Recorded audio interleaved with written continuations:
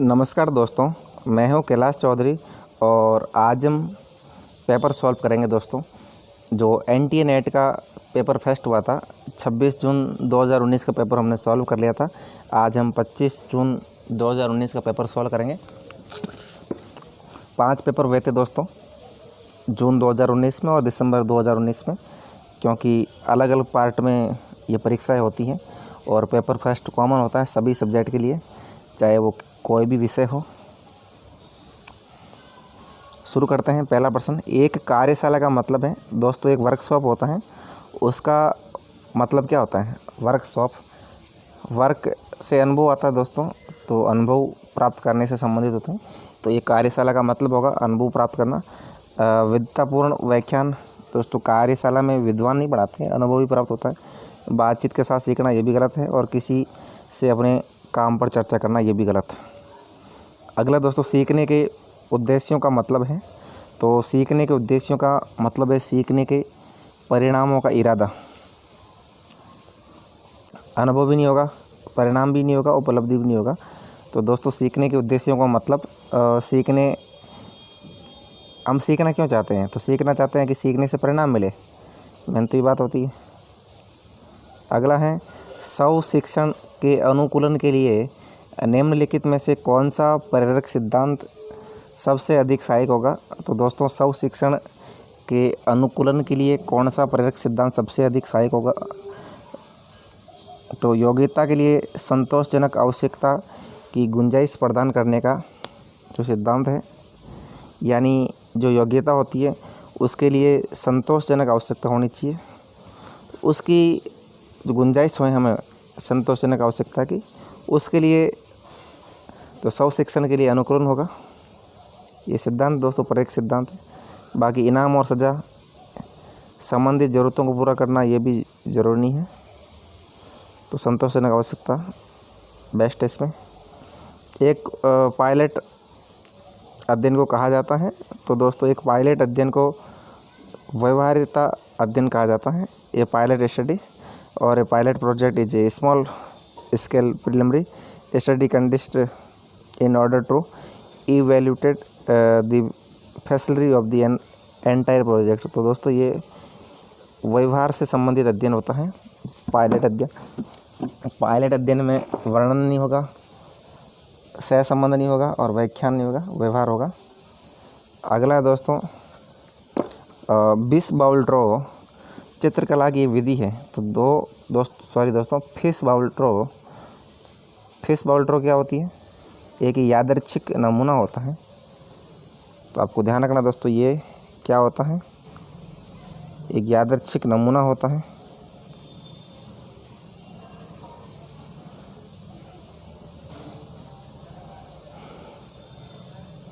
अगला है अनुसंधान में विश्वसनीयता माप प्रक्रिया की एक गुणवत्ता है जो प्रदान करती है। दोस्तों जो अनुसंधान होता है रिसर्च के अंदर, जो विश्वसनीयता होती है माप प्रक्रिया की एक गुणवत्ता को प्रदान करता है। तो क्या प्रदान करेगा? दोहराव और सटीकता प्रदान करेगा। तो आपको ध्यान रखना है कि अनुसंधान के अंदर जो विश्वसनीयता होती है वो माप प्रक्रिया की गुणवत्ता को प्रदान करती है। वो किस में करेगी? दोहराव करेगी और सटीकता। समय की पाबंदी, सटीकता गलत है। विश्वसनीयता में दोहराव होता है, रिपीटेशन होता है दोस्तों, और सटीक भी होना चाहिए। अगला है निम्नलिखित में से किस अनुसंधान प्रकार में शिक्षण योग्यता को बढ़ाने की क्षमता है? तो दोस्तों कौन सा अनुसंधान का प्रकार है जो शिक्षण की योग्यता बढ़ाने की जिसके अंदर क्षमता है? मौलिक अनुसंधान नहीं होगा, अनुप्रयुक्त अनुसंधान नहीं होगा, प्रभाव मूल्यांकन अनुसंधान नहीं होगा। दोस्तों ये क्रिया अनुसंधान है। क्रिया अनुसंधान में दोस्तों शिक्षण की जो योग्यता होती है उसको बढ़ाने की क्षमता होती है। तो आपको ध्यान रखना है क्या होगा? क्रिया अनुसंधान। क्रिया अनुसंधान में क्या होगा? शिक्षण योग्यता को बढ़ाने की क्षमता। अगला है एक प्रश्नावली जो किसी भी प्रतिवादी के स्वयं के दृष्टिकोण के लिए कोई गुंजाइश प्रदान नहीं करता है। दोस्तों कौन सी प्रश्नावली है? जो कोई भी प्रतिवादी है उसके खुद के दृष्टिकोण की कोई गुंजाइश नहीं है, तो ये वैकल्पिक या क्लोज्ड एंडेड होता है दोस्तों, ध्यान रखना आपको। किसी भी प्रतिवादी के खुद के दृष्टिकोण के लिए कोई गुंजाइश नहीं है वैकल्पिक के अंदर। विकल्प होता है दोस्तों।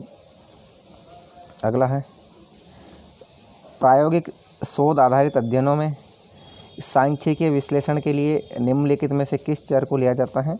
तो दोस्तों प्रायोगिक शोध आधारित अध्ययन में सांख्यिकीय विश्लेषण के लिए कौन से चर को लिया जाएगा। तो दोस्तों आश्रित चर को लिया जाएगा। ये भी आपको ध्यान रखना है। प्रायोगिक जो प्रैक्टिकली और रिसर्च आधारित अध्ययन है उनमें सांख्यिकीय विश्लेषण के लिए किस चर को लिया जाएगा, आश्रित चर को। स्वतंत्र नहीं आएगा, मध्यस्थ नहीं आएगा और नियंत्रण नहीं आएगा। तो आपको ध्यान रखना है प्रैक्टिकल शोध के लिए आश्रित चर। अगला है बुद्धिशीलता को एक विधि के रूप में इस्तेमाल किया जा सकता है। तो दोस्तों बुद्धिशीलता को कौन सी विधि के रूप में इस्तेमाल किया जा सकता है। तो बुद्धिशीलता को पसंदीदा क्षेत्र में नए विचार उत्पन्न करने के लिए प्रयुक्त किया जाता है।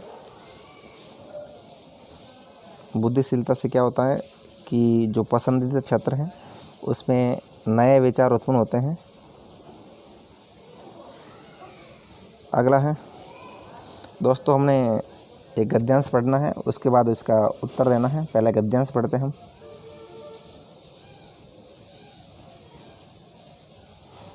भारतीय संगठनों ने परंपरागत रूप से अपने मानव संसाधन को विशिष्ट प्रतिस्पर्धात्मक लाभ के साधन के रूप में नहीं माना है, बल्कि भारतीय व्यापार प्रमुखों के लिए लोगों का प्रबंधन एक बड़ी चुनौती रही है। और यह स्थिति आज तेज़ी से बदल रही है, क्योंकि भारतीय संगठन पेशेवर मानव संसाधन प्रबंधन की आवश्यकता को पहचान रहे हैं।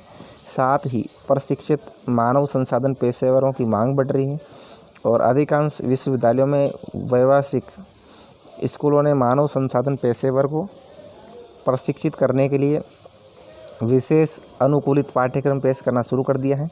और इसके साथ साथ संगठन मानव संसाधन जिम्मेदारियों को संभालने के लिए लाइन प्रबंधनों को प्रोत्साहित कर रहे हैं। और प्राचीन भारत अपने व्यवसाय आधारित पदानुक्रम के लिए जाना जाता था और प्राचीन भारतीय ग्रंथ अर्थशास्त्र एक पर्यवेक्षक की नौकरी के विवरण और कारीगरों के लिए प्रदर्शन के अनुरूप वेतन से जुड़ा है। और वर्ष 1850 के बाद ही भारत में औपचारिक औद्योगिक संगठन उभरे थे।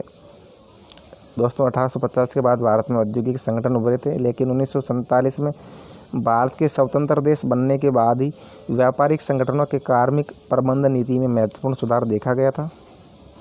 उसके बाद क्या हुआ, स्वतंत्रता के बाद जब एक मिश्रित अर्थव्यवस्था को भारतीय विकास मॉडल के रूप में प्रोत्साहित किया गया था, औद्योगिक संगठनों को मोटे तौर पर सार्वजनिक क्षेत्र और निजी क्षेत्र में वर्गीकृत किया गया था।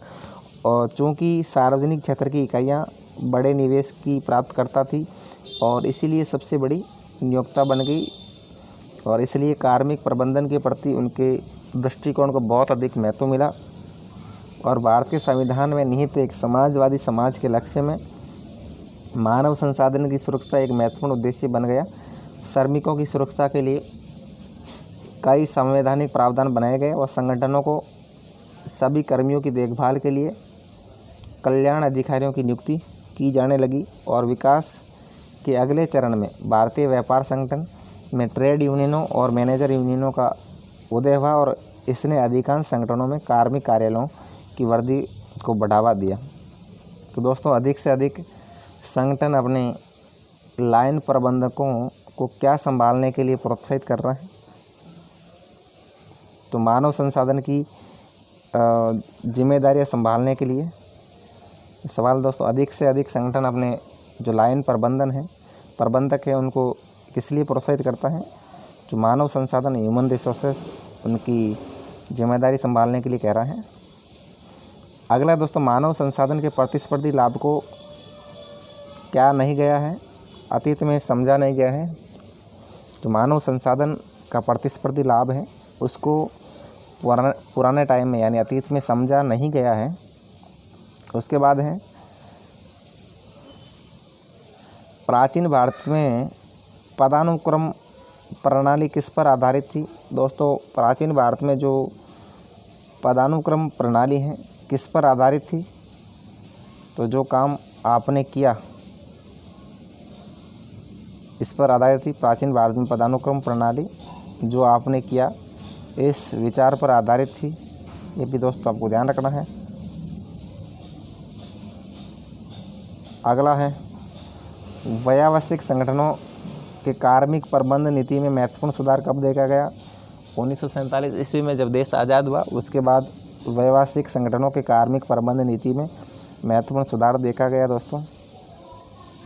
अगला है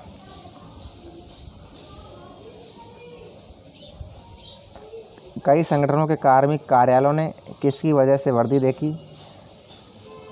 तो दोस्तों किस वजह से कई संगठनों के कार्मिक कार्यालयों ने वर्दी देखी? तो यूनियनों के उदय की वजह से जो कार्मिक कार्यालय है उसमें वर्दी हुई है दोस्तों। ट्रेड यूनियन का उदय हुआ। अगला है दोस्तों किसी कारखाने में 40% कर्मचारी श्रमिक हैं। कोई कारखाना उसमें 40% कर्मचारी कितने हैं? श्रमिक हैं। और शेष सभी कर्मचारी अधिकारी हैं, बाकी 60% अधिकारी हैं। और प्रत्येक श्रमिक की वार्षिक आय है दोस्तों मात्र 39,000 रुपये उनको सालाना मिलते हैं। और प्रत्येक कार्यकारी अधिकारी की वार्षिक आय है 42,000 रुपये और अधिकारी को भी 42,000 रुपये मिलते हैं। कारखाने में सभी कर्मचारियों की जो औसत वार्षिक आय कुल कितनी है? तो दोस्तों कितनी वार्षिक आय है तो आपको बताना है इसको। आप इसको कैसे सॉल्व करेंगे?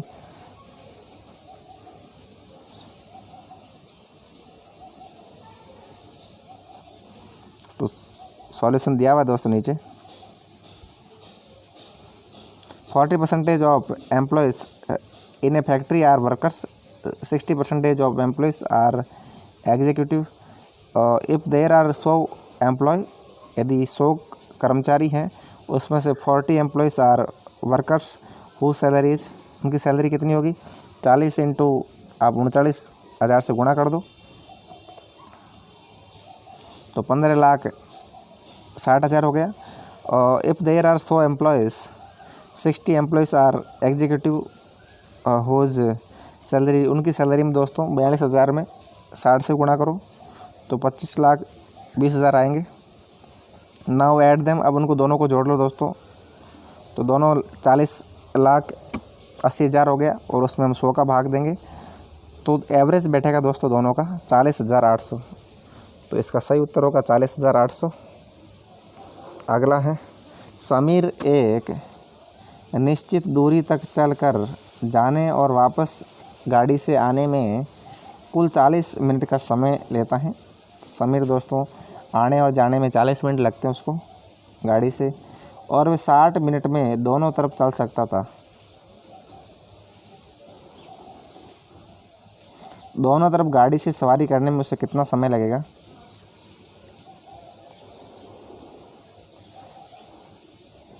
यानी चलकर जाता है और वापस गाड़ी में आता है उसको लगता है 40 मिनट लगते हैं।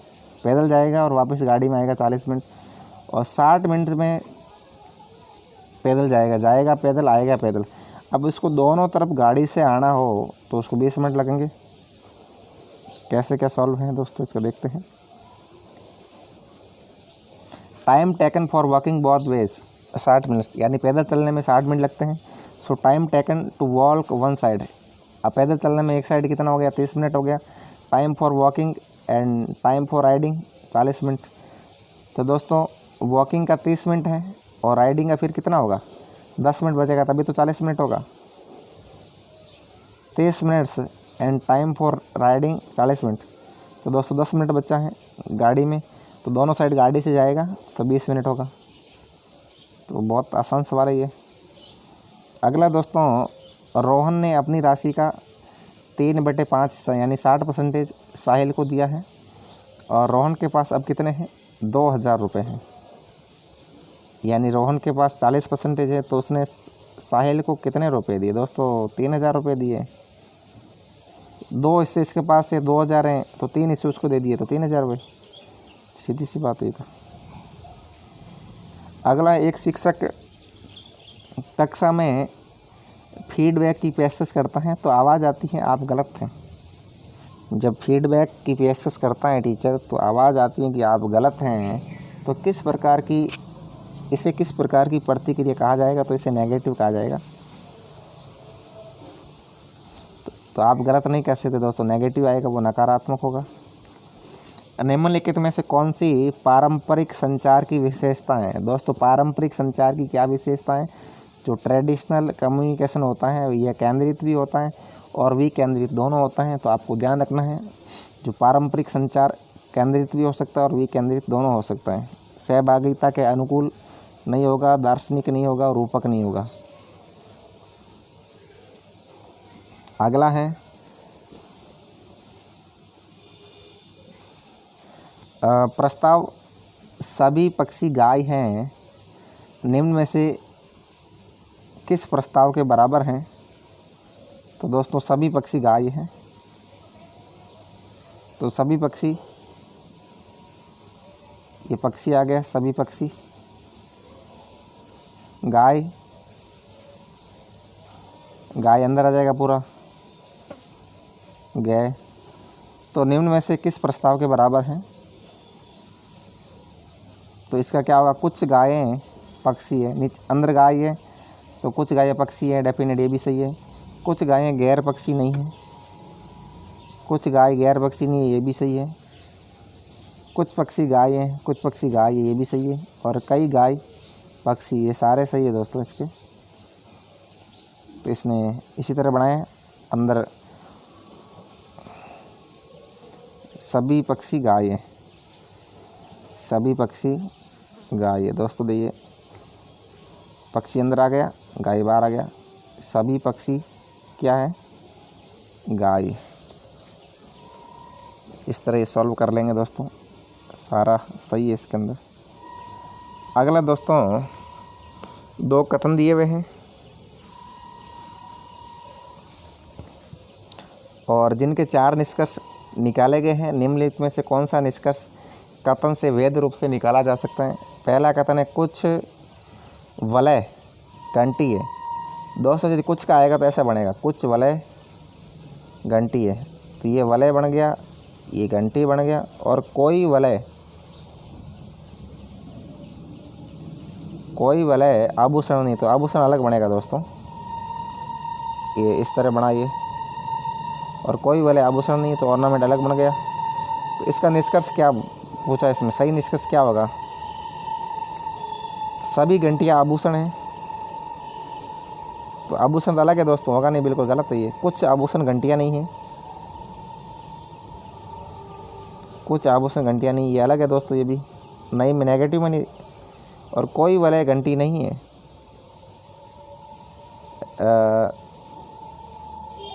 ये भी गलत है। सभी घंटियाँ आभूषण नहीं है, सभी घंटियाँ यानी बेल्स आभूषण, ये सही है दोस्तों। सभी वलय घंटियाँ नहीं है,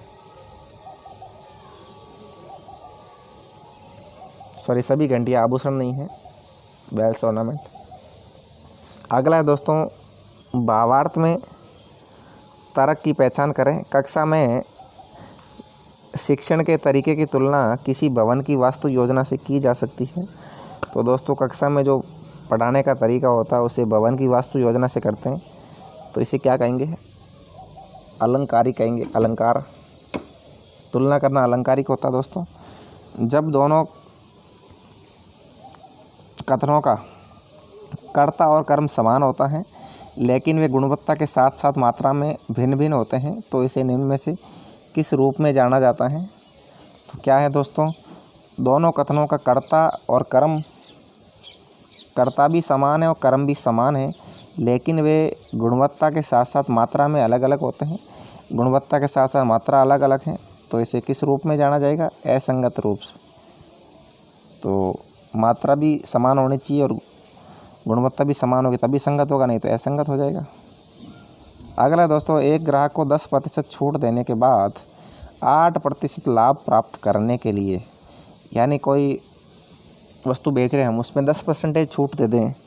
जैसे 100 रुपये की वस्तु है और उसे 10% डिस्काउंट दे 90 में बेची है, तो उसके बाद 8% लाभ प्राप्त करने के लिए वस्तु का मूल्य लागत मूल्य से कितने प्रतिशत ऊपर होना चाहिए? तो दोस्तों 20 होगा। 20 कैसे होगा? हमें 8% लाभ प्राप्त करना है और उसे 10% छूट भी देनी है, तो उसका मूल्य करेंगे हम 120 करेंगे।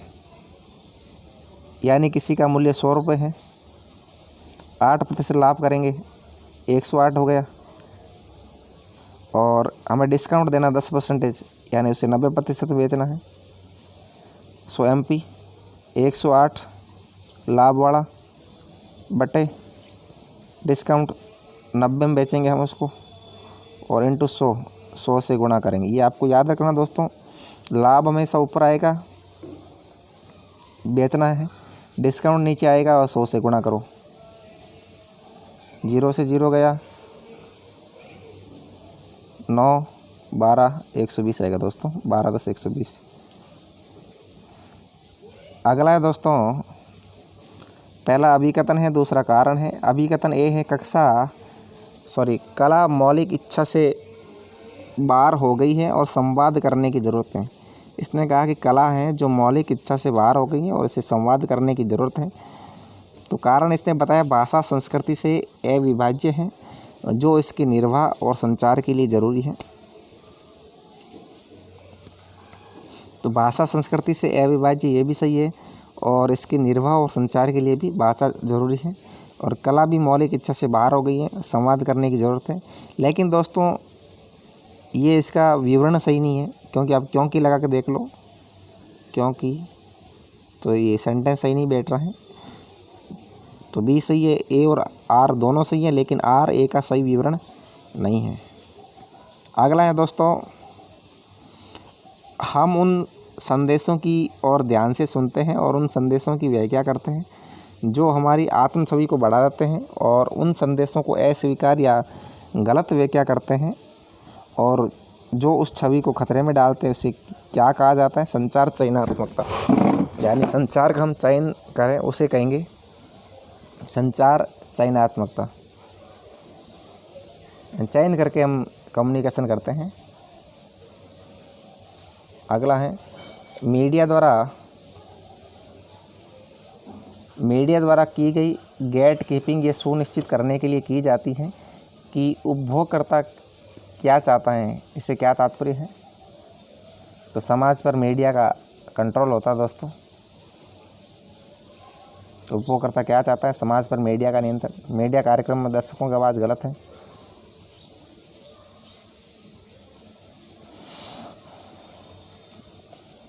यदि ई बराबर 5, तो दोस्तों ABCD E 5 भी होता है। तो होटल को इसने बताया है 12 बताए हैं। ये कैसे बताया दोस्तों इसने? तो आप बाल को कैसे कोट ढूंढेंगे? तो ये इसने सॉल्यूशन किया है, E बराबर 5 एज E बराबर 5 एंड डिवाइडेड बाई 1। यदि E 5 को 1 से गुणा करें, as only alphabet is there, ये केवल एक ही अल्फ़ाबेट है 5। होटल में 12 बताए हैं। H का कितना 8 होता है, H 8वें नंबर पे है, O 15वें पे है। ये सूत्र होता है E E 5वें पे, J 10वें पे, O 15वें पे, T 20वें पे और Y 25वें पे। और आप इसमें जो आगे पीछे स्वर हैं, अक्षर है, उनको आप कर सकते हैं आराम से। T 20वें पे, E 5वें पे होटल के अंदर, और L दोस्तों 12 पे है। तो इनको जोड़े दोस्तों कितना होगा? 60 होगा। और इसमें भी इसने 5 का भाग दिया है। तो 12 पंजे 60। तो बाल्म का कितना होगा? तो 35 होना चाहिए इसका। 35 में 5 का भाग देंगे 7। और बाल्म के अंदर 7 है, B का 2, A का 1, L का 12 और M का 13। तो इसका 28 बात कुल। फिर 28 अल्फ़ाबेट के हिसाब से क्या, 28 के अंदर इसने 4 का भाग दिया, क्योंकि अल्फ़ाबेट 4 ही है, तो 7 बचा है। और यहाँ 5 अल्फ़ाबेट थे, इसलिए 5 का भाग दिया। और यहाँ 1 था, इसलिए 1 का भाग दिया। 5 एकम 5। बिल्कुल।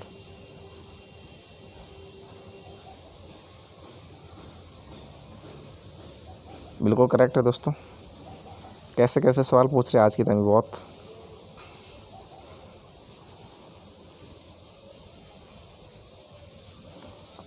यदि वाक्य छात्र गंभीर हैं को गलत माना जाता है तो निम्नलिखित में से कौन सा वाक्य सही हो सकता है?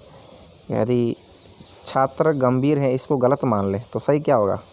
सभी छात्र गंभीर हैं, ये तो सही नहीं होना चाहिए।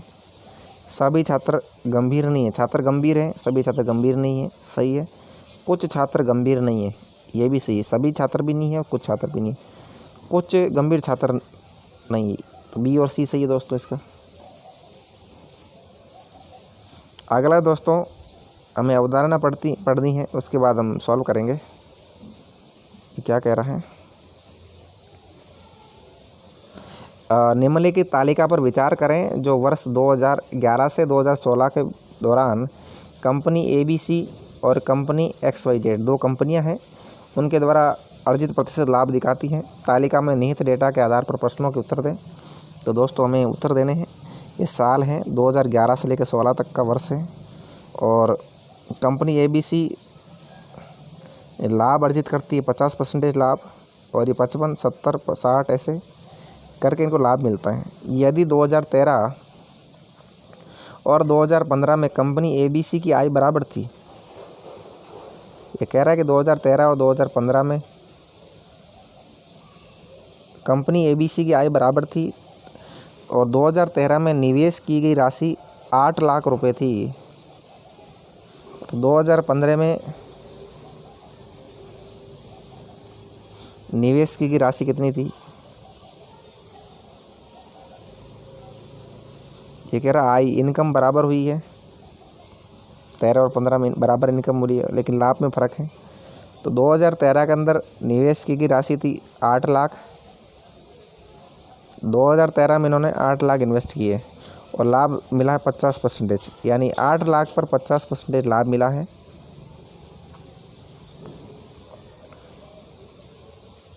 तो कितना? तो 50% 4 लाख का लाभ मिल गया इनको। 50% 4 लाख होता है, 4 लाख का लाभ मिल गया इनको। और 2015 में निवेश कितना कराए हैं? 2015 में लाभ ज़्यादा मिला तो इनकम 8 लाख से तो कम होगा, सीधी सी बात है। तो निवेश इन्होंने 7.5 लाख करा है। तो 7.5 लाख को कैसे करेंगे हम? 7.5 का 75,000 हो रहा है एक साल में।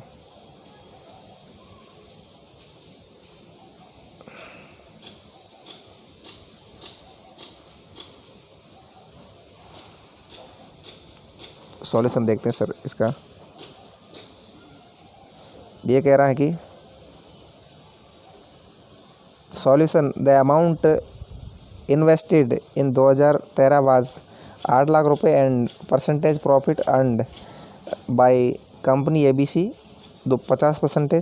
सो इन्वेस्टमेंट इन 2013 8 लाख रुपए, प्रॉफिट 50%, तो कितना हुआ? 4 लाख रुपए हुआ है। अब इन्वेस्टमेंट और प्रॉफिट को जोड़ें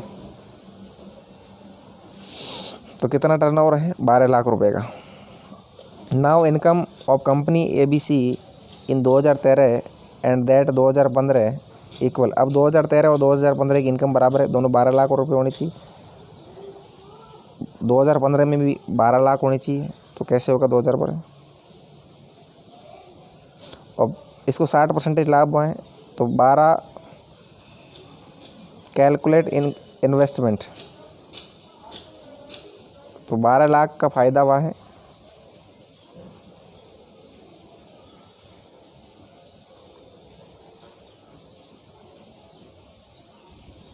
बारह लाख बटे 100 इंटू प्रॉफिट परसेंटेज 60 है, तो 12 लाख में जो 160 का भाग देंगे हम और 100 से गुणा करेंगे तो 7.5 लाख रुपए होगा। तो आपको समझ में आ गया दोस्तों 7.5 लाख रुपए कैसे हुए हैं। 2015 में 7.5 लाख निवेश कराए और 7.5 लाख का यानी इनको फ़ायदा मिल गया।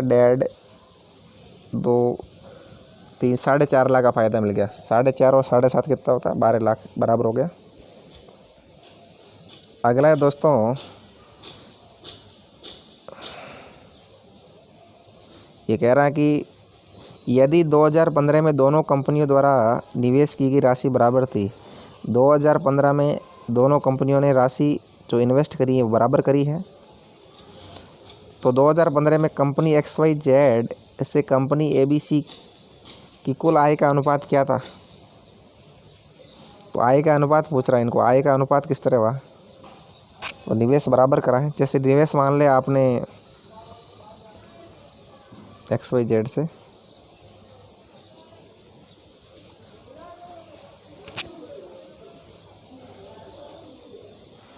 तो 100 रुपये मान लो दोस्तों।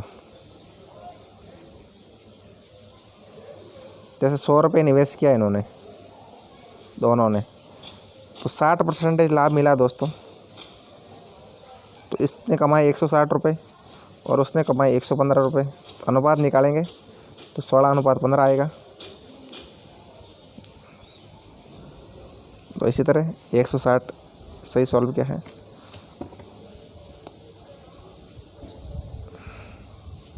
अगला है दोस्तों,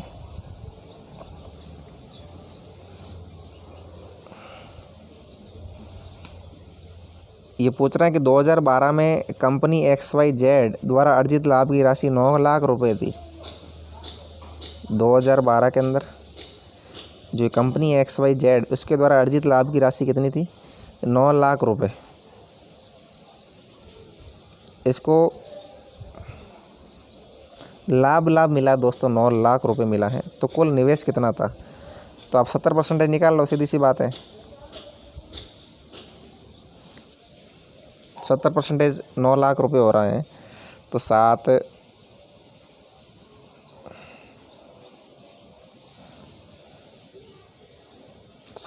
XYZ है सॉरी, तो 60 का 9 लाख, 1.5 लाख रुपए हो रहा है एक में, तो 15 लाख ही होगा दोस्तों।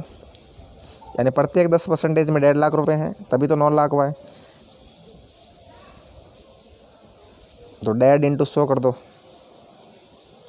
15 लाख हो गया। अगला है ये 34वां, ये कह रहा है कि 2014 में कंपनी ABC और कंपनी XYZ 2 कंपनियां हैं, इसमें से प्रत्येक ने 20 लाख रुपए निवेश किए थे। इन दोनों कंपनियों ने 20 लाख रुपए इन्वेस्ट किए, 2014 की बात है ये। एक को 40% मिलेगा और दूसरी को 50%। तो दोनों कंपनी द्वारा अर्जित औसत लाभ क्या था, दोनों को औसत लाभ कितना मिला है। दोनों ने इन्वेस्ट किया 20 लाख रुपए, इसको 20 लाख का 40% मिला है, यानी 8 लाख रुपए इसको मिला है, और इसको मिला है 10 लाख रुपए। तो 8 और 10 को जोड़ दो, 18 में 2 को भाग दे दो, 9 लाख रुपए। अगला है,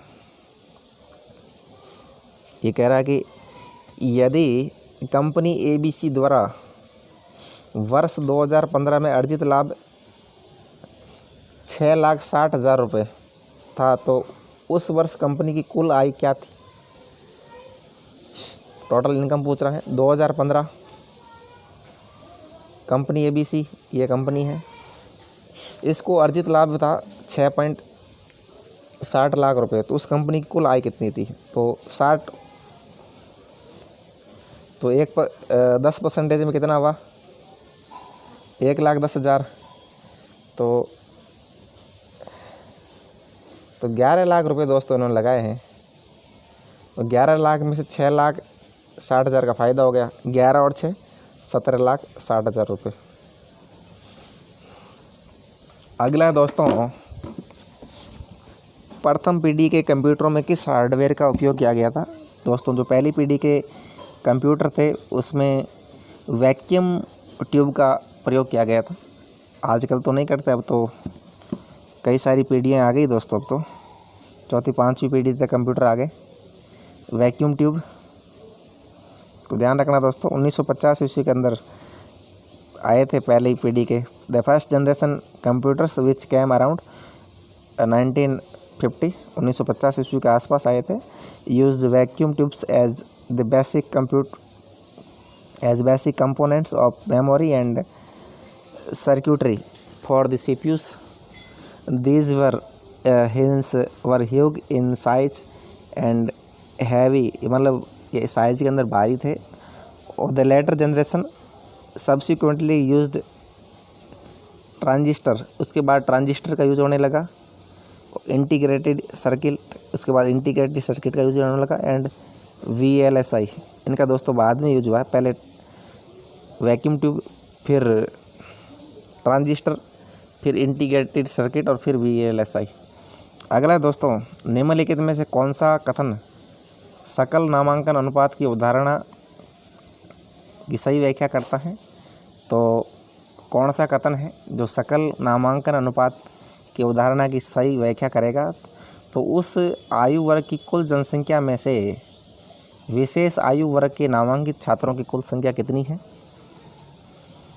तो सही नामांकन तो कैसे पता चलेगा कि जो भी आयु वर्ग की हम चर्चा कर रहे हैं उस आयु वर्ग की कितनी जनसंख्या है और उस जनसंख्या में से विशेष आयु वर्ग के नामांकित छात्र कितने हैं? अगला है दोस्तों, 2030 तक भारत में बिजली की कुल स्थापित क्षमता में से अक्षय ऊर्जा की हिस्सेदारी के लिए भारत का कितना लक्ष्य है? तो भारत चाहता है कि 2030 तक जो अक्षय ऊर्जा है उसमें 40% हिस्सेदारी हो, ऐसा भारत का लक्ष्य है। 40% टारगेट रखा है दोस्तों इन्होंने। ये कह रहा है कि 175 GW by the year 2022, 100 GW to be from solar energy, 100 GW तो आया था सोलर एनर्जी से, और 60 GW पवन ऊर्जा से, और 10 GW स्मॉल हाइड्रो पावर से। तो दोस्तों ऐसा। अगला है, वर्षा वनों के बड़े क्षेत्रों में पेड़ों के कटने का दीर्घकालिक प्रभाव क्या होता है? वर्षा वन के बड़े क्षेत्र हैं और पेड़ कटने से क्या होगा? उन क्षेत्रों में मृदा अपरदन की दर में वृद्धि होगी, मृदा अपरदन बढ़ेगा, हवा की गति, वर्षा की कमी, वर्षा में वृद्धि, ये तो तुरंत के प्रभाव हैं। दीर्घकालिक प्रभाव मृदा अपरदन की दर में वृद्धि होगी। अगला है दोस्तों, निम्नलिखित में से किसे द्वितीयक वायु प्रदूषक माना जाता है? तो ओजोन गैस है दोस्तों। ओजोन गैस को दूसरा वायु प्रदूषक माना जाता है। Sulphur dioxide, carbon monoxide, nitric oxide ये प्राइमरी वायु प्रदूषक हैं।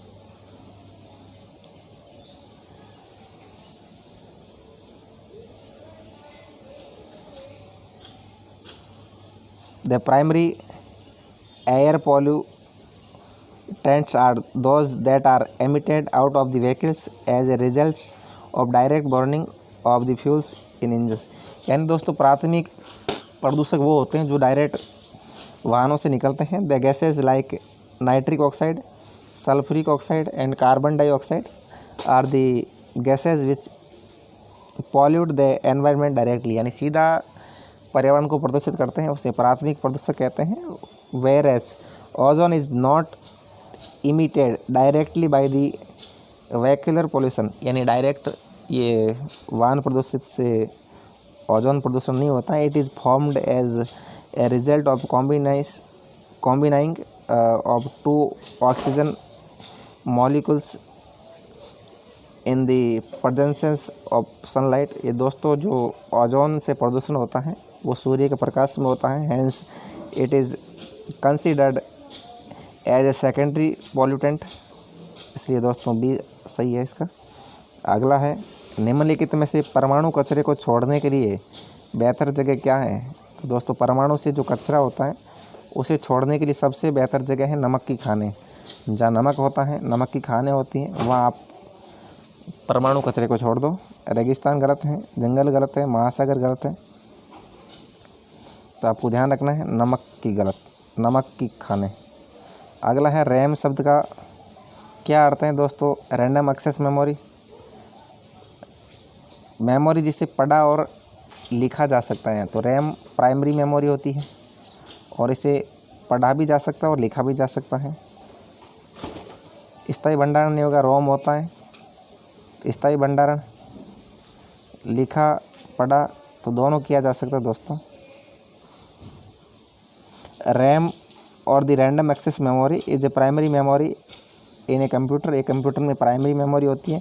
The data could be both written and read, data को लिखा भी जा सकता है और पढ़ा भी जा सकता है। RAM is temporary memory, RAM में एक अस्थायी मेमोरी होती है दोस्तों, टेम्परेरी होती है। जो रोम होती है वो स्थायी होती है। रैंडम, तो रैंडम से आप समझ होंगे, रैंडम हमेशा टेम्परेरी होता है। And can be divided into two variant, namely D RAM और एस रैम। ये डी रैम और एस रैम दो भागों में बांटा जाता है। अगला है कंप्यूटर डेटा को स्टोर करने और गणना करने के लिए किस नंबर सिस्टम का उपयोग किया जाता है। तो कंप्यूटर डेटा को स्टोर करने और गणना करने के लिए हमेशा बाइनरी सिस्टम का प्रयोग किया जाता है, जिसमें बाइनरी सिस्टम में 0 और 1 आता है। अगला है आमतौर पर भारत के केंद्रीय विश्वविद्यालयों के आगंतुक कौन होते हैं। भारत के जो सेंट्रल यूनिवर्सिटीज़ होते हैं उनके मेहमान होते हैं वो भारत के राष्ट्रपति होते हैं। In India the visitor of central universities is usually the president in his official capacity, whereas in the state universities it is governor of the state। तो दोस्तों राज्य यूनिवर्सिटी होते हैं वहाँ कौन होगा आगंतुक, राज्यपाल होगा। और देयर आर फ्यू एक्सेम्पशन, इसमें कुछ अपवाद हैं, लाइक द JNU, जैसे अपवाद देख लो केंद्रीय यूनिवर्सिटी में, जैसे JNU, विश्व भारती यूनिवर्सिटी, विश्व भारती विश्वविद्यालय, where we also have the prime minister and other dignitaries as their visiting aids. यानी दोस्तों JNU के अंदर और विश्व भारती विश्वविद्यालय अपवाद हैं, जहां प्रधानमंत्री और कुछ और चुने हुए व्यक्ति होते हैं जो विजिटिंग हेड होते हैं। ये अंग्रेजी में क्या लगा, generally who is the visitor of central university of India, तो भारत का राष्ट्रपति होता है। और बाकी कुछ विश्वविद्यालय होते हैं जैसे JNU हो गया और विश्व भारती हो गया, वहाँ प्रधानमंत्री होता है। अगला है निम्नलिखित में से कौन सी पेरिस समझौते की विशेषता है। तो दोस्तों पेरिस समझौता, उसकी क्या विशेषता है। पेरिस एग्रीमेंट 2015 में हुआ था, जो हमने पिछले पेपर में सॉल्व किया था इसको। इसमें क्या क्या विशेषताएं हैं। समझौता पर्यावरण प्रदूषण के शमन उपायों पर केंद्रित है। तो दोस्तों ये पर्यावरण प्रदूषण से संबंधित या इन उपायों से संबंधित नहीं था। और समझौता समानता और सामान्य लेकिन विभेदी जिम्मेदारियों के सिद्धांतों को मान्यता देता है। ये भी सही है दोस्तों, विभेदी जिम्मेदारियों के सिद्धांत हैं। जैसे विकसित देश हैं तो उन्हें जो पर्यावरण प्रदूषण को ज़्यादा कंट्रोल करना पड़ेगा और विकासशील देशों को उससे कम, और अल्प विकसित देशों को सबसे कम पर्यावरण को केंद्रित करना पड़ेगा, क्योंकि अल्प विकसित और विकासशील देशों को जो पर्यावरण प्रदूषण होता है उनमें ज़्यादा जिम्मेदारी नहीं होती है। पेरिस समझौता 2020 की जलवायु क्रियाओं से संबंधित है। दोस्तों 2020 की जो एनवायरमेंटल एक्टिविटीज़ है उनसे संबंधित है, तो इसका B और C सही है। देख लेते हैं इसका थोड़ा। The Paris agreement deals with the 2020 green house gases mitigation adaptation and finance. It was signed in 2016, ये 2016 में साइन किया गया था by the members countries to fill the gap that will be left by the Kyoto protocol. यानी Kyoto protocol जो 1997 ईस्वी में हुआ था उसको तोड़ने के लिए ये 2015 ईस्वी में जब क्योटो प्रोटोकॉल ख़त्म हो गया था। The main principle of the Kyoto protocol was CBDR। Kyoto protocol का क्या था मूल लक्ष्य, CBDR था। CBDR का मतलब होता है common but differential responsibility entails different targets for the different countries based on the level of development and their history of polluting the environment. The reduction target are voluntary to be mentioned by the country itself। ये दोस्तों Paris agreement. अगला है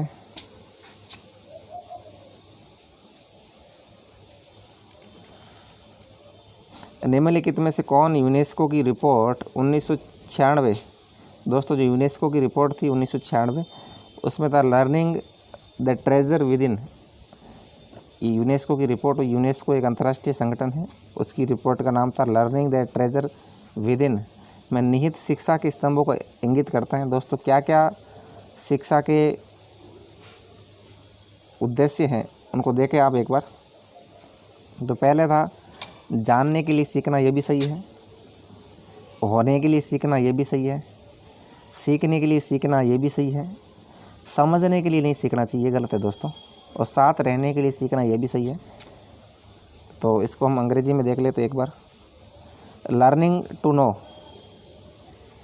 और learning to be, जानने के लिए, होने के लिए। लर्निंग टू लर्न, सीखने के लिए सीखना, ये भी सही है। लर्निंग टू अंडरस्टैंड, ये गलत है। लर्निंग टू लाइव टुगेदर, साथ रहने के लिए सीखना, ये भी सही है।